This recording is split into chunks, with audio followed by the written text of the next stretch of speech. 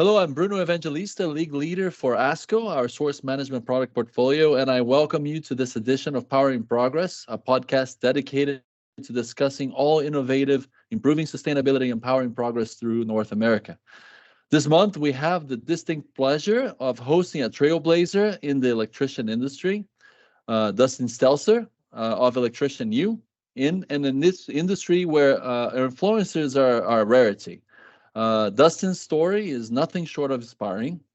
He not only jumped headfirst into this influencing space, but also carved a niche for himself, becoming a beacon of knowledge and inspiration for aspiring electricians and enthusiasts alike. Personally, I met Dustin and I was a part of one of his awesome platform videos when we launched the Flex Set, our switchboard, at the NICA convention here in Nashville in 2021. I've been a big fan and following your work ever since. Really good to have you here. What's going on, my friend? How are you doing today? Doing well. Thank you for joining us today. So could you share your personal journey and tell us who ElectricianU is? All right. So my personal journey, I started out doing electrical work when I was about 22.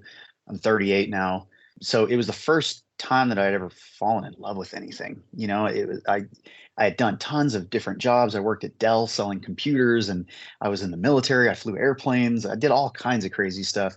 And this was the first thing that once I started doing it, I was using my hands, and I'm like, oh my gosh, I actually really love putting things together, taking things apart. And I saw the people around me, and they were really respectable, like wise men and women that were in the trades. And I was just like, this is amazing. This is something that I love, So I stuck with it, and I did it for several years. I got my journeyman license, and then I got my master license. And I always knew from probably the first year, I knew that this was going to be the thing that I do the rest of my life. And then I got my master license, and I was young enough at the time. I was 29, I believe. And I understood social media, and I'm like, okay, well, so I'm going to try to build a following to get more business. So it really had nothing to do with influence or anything like that. It was more just I wanted to figure out how to get more business. And then what happened as a result is I just got a lot of electricians following what we were doing. So it became this teaching platform for electricians. And as I did it, I had a lot of people give feedback on like, hey, can you make this video? Can you do this one next? And so it started to just evolve into an educational platform. And so now ElectricianU is a curriculum, and we've built out a curriculum that kind of standardizes education in the electrical industry. It's digital first, so it's videos, PowerPoints, full curriculum. But we realized that the upcoming generation of electricians, they're all digital natives. They all have phones in front of their faces. So the only way that we can really make relevant education and make something that's exciting for these younger people to get into the trades is to go digital. So ElectricianU is just an online digital learning platform for electricians. Oh, perfect. This dedication to empowering others through education is very commendable. So what advice would you give to aspiring electricians who are interested in becoming an influencer or doing a bit of what you do? Because this helps the industry. Yeah, that's actually really interesting. I've been trying to communicate a lot, whether I'm like speaking on stages to younger people or when I meet people at large events like NICA and IEC Spark. A lot of them are starting to ask me this influencer question. They're starting to just think, oh, maybe I can do this. And I think we need more good examples of what an electrician looks like.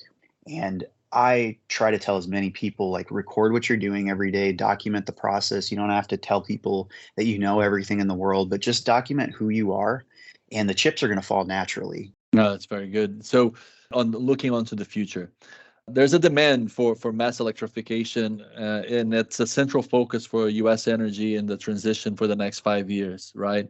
However, there's an aging electrician force, and there's a shortage of new electricians entering the industry.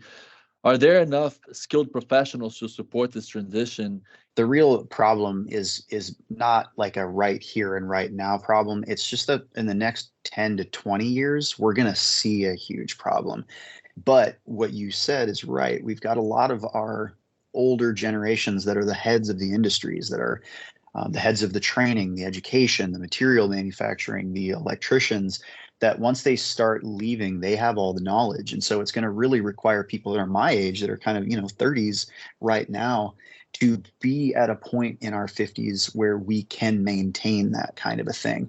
And I think by the time I'm 50, 8 and 20 years, I really hope that we've at least solved the problem of trying to make the trades more accessible and make them more interesting. I think there's a few different issues that are just they're a matter of shifting our perception into more of a perspective. So let me give you a couple of instances. We just need to change the perception of is females in the trades. I think because we only have about 4% of the trade, like all construction, that are female, I think if we made the environment more inviting and understood the impact that having females in our industry can actually make, there's a lot of benefits to having females in the trades. Like most of the women that I know that are in the trades outwork the men. They have to gain the same kind of respect. But we also don't have an environment that we've catered to make an electrician in people's minds a female. I think one of the things that we could do as an industry, if we could just get more females into the trade, it would be so much easier to attract females if females felt welcome in our industry. It's a much easier thing to convince somebody that's maybe 24, 25 that's looking for something to do than it is for a lot of these like 18-year-old kids that are, stuck on screens. So what that entails, though, is we need to make sure that the perception of what an electrician looks like includes them. This was brought to my attention by a female Black master electrician that I know. And she said, you got to understand that for one of us, for a Black female to see themselves as a master electrician, that's something currently that only exists within their own head. That's not something they see out in reality in the real world. So it's really hard to want to become something that is not you and doesn't look like you, and there's not really any great examples of. So she said, really what we need more in our industry is we need these younger Black women that are coming through school to see successful Black women so that they feel connected to success and they feel like this is a place for me. This is something where I can look up to somebody like that. I want to be her. And it's not even just Black females, it's across all races. And I think just females in general. I think we need a lot more influencers who are successful female master electricians. We need educators. That's something I've been looking for with ElectricianU. It's like, how can I get more female voices in that are master electricians, that are instructors, that really know electrical theory? And just because only 4% of our industry is actually female, it's been really difficult to find people. No, that's a great point. And you touched upon a lot of stuff, right? I think overall, we as a company, and as you see the industry doing a lot of the same thing, screens and digitization and things that make the product a lot more simple, the simplification of it, the modularity, the digitization, those are things that are technology that exists, and that's already, in the hands of all the people that are either young or definitely for the future, right? So as we look at these innovations that can help electricians like yourself complete the jobs more efficiently and can contribute to the growing demand of energy, do you see that this is not only just a technology used, but something that is also inviting to make the job simpler, less daunting as it has been since the beginning of time, but to be more inviting to this industry so that we address this growing energy demand that we're going to need to address? Yeah.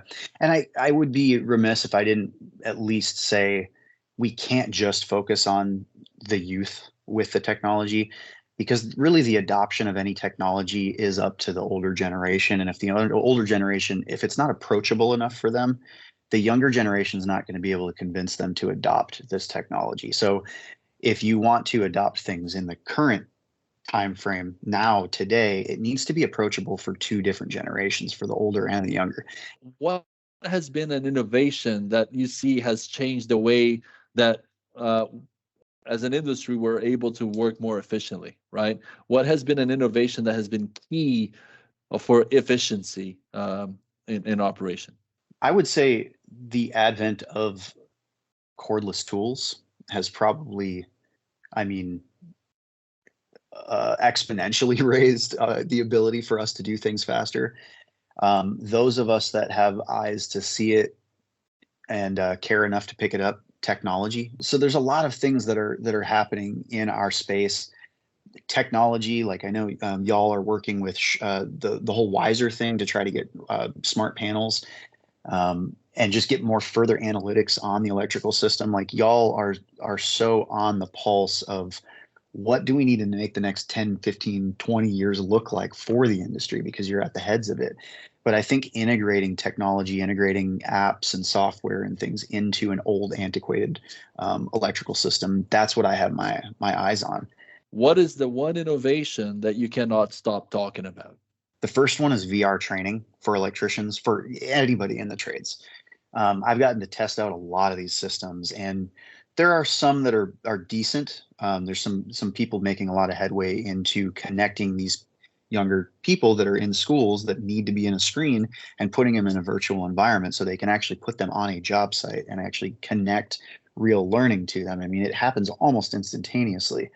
And then you take the material need for a school to have to keep going and buying materials to replace.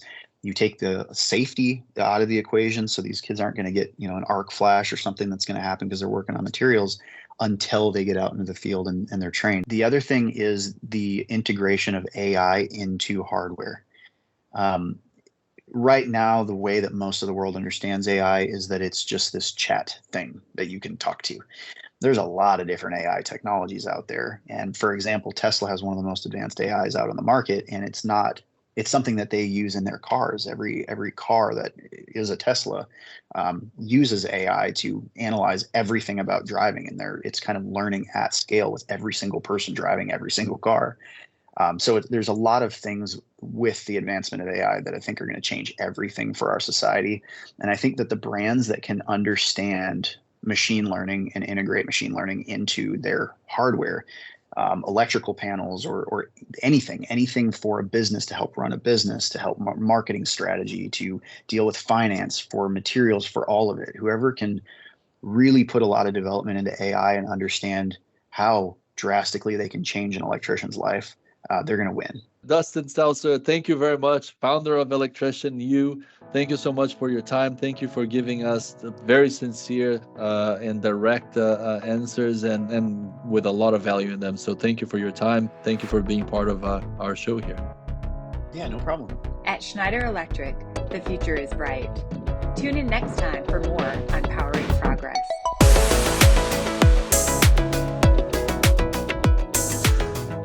The content of this podcast is for informational purposes only, should not be undertaken as financial, economic, legal, business, tax, or investment advice.